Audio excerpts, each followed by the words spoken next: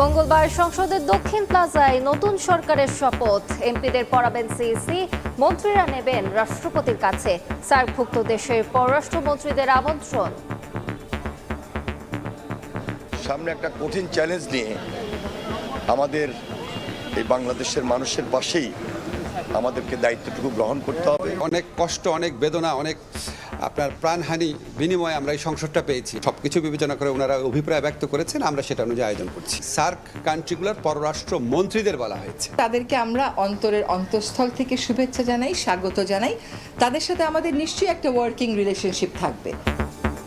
জামায়াত আমিরের সঙ্গে দেখা করতে তার বাসায় যাচ্ছেন বিএনপি চেয়ারম্যান। রাতে দেখা করবেন এনসিপির আহ্বায়কের সঙ্গেও। দেখছিলেন প্রধান শিরোনাম। সন্ধ্যার সময়ের সঙ্গে আছি আমি আলিশা ইসলাম। এবার অন্যান্য শীর্ষ সংবাদ। ত্রয়োদশ জাতীয় নির্বাচনের মাধ্যমে আত্মমর্যাদা ফিরে পেয়েছে পুলিশ। নির্বাচন কমিশনের পারফরমেন্সে খুশি উপদেষ্টা পরিষদ, ব্রিফিংয়ে প্রেস সচিব। ইতিবাচক ভূমিকা রাখলে সরকারকে সহযোগিতা করবে জামায়াত। কিশোরগঞ্জে দলটির আমির। ৩২ আসনে ভোট পুনর্গণনার আবেদন 11 দলের। কাল প্রতিবাদ সমাবেশের ডাক। এবারের নির্বাচন শান্তিপূর্ণ ও বিশ্বাসযোগ্য হয়েছে। ব্রিফিংয়ে Asian network for free election.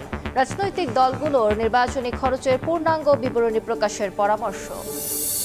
নির্বাচনের পর পুঁজিবাজারে স্বস্তির ছাপ। ঊর্ধ্বমুখী প্রধান সূচক, লেনদেন ছাড়িয়েছে হাজার কোটি টাকা।